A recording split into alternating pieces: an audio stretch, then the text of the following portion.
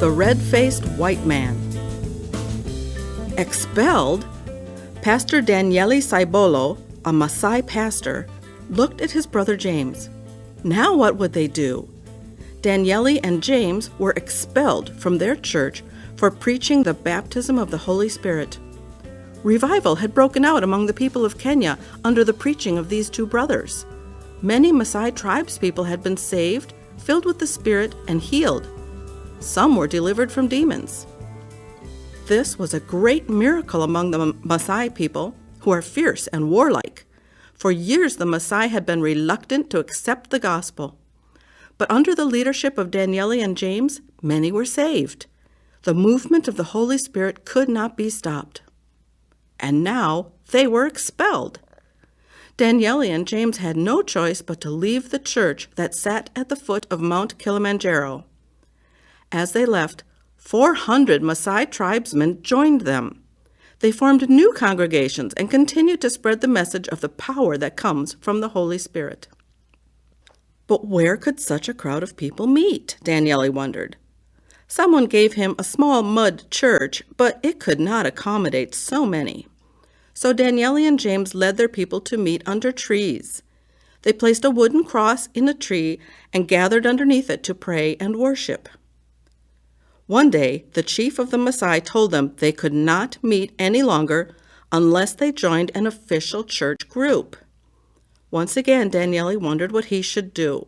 He didn't know which group they should join. The entire group began to seek the direction of God. After several days of prayer, a young man named Samalt had a dream. He came to Daniele and told him of the dream. "I saw an Mzungu, a white man," Samalt said. "He had a very red face. He had black hair and a space between his two front teeth. And he had a very big voice. I believe that we should find this man. His group is a group we should join." And so Daniele and the Maasai people began looking for the red-faced white man. They came upon a group of Christians who believed in the power of the Holy Spirit as they did, but the red-faced white man with the big voice was not among them, so they did not join that group. One day, Daniele and James met a Maasai Assemblies of God pastor and told him of the dream of the red-faced white man. The pastor invited them to a pastor's meeting that was in the city of Nairobi. Daniele and James agreed and joined the pastor on the 150-mile trip. They arrived a little late to the meeting, so by the time they walked into the room, it was already full of people. Daniele and James stopped in the doorway and stared in amazement. Behind a table at the front of the room sat a white man with a very red face. The man had black hair. He had a space between his two front teeth. And when he spoke, his voice was very loud.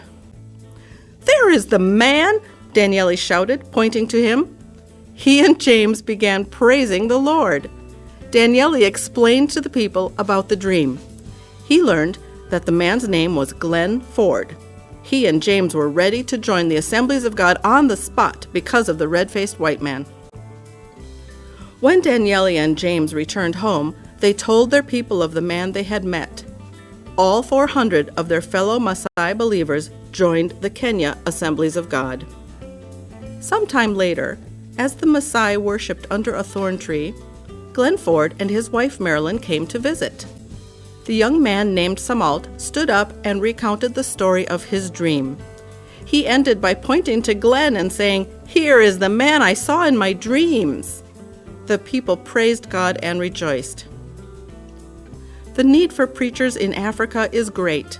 Many African pastors do not have proper training. Immediately after this incident with Daniele and the red-faced white man, the East Africa School of Theology in Nairobi began providing Bible training for the preachers in Daniele's group.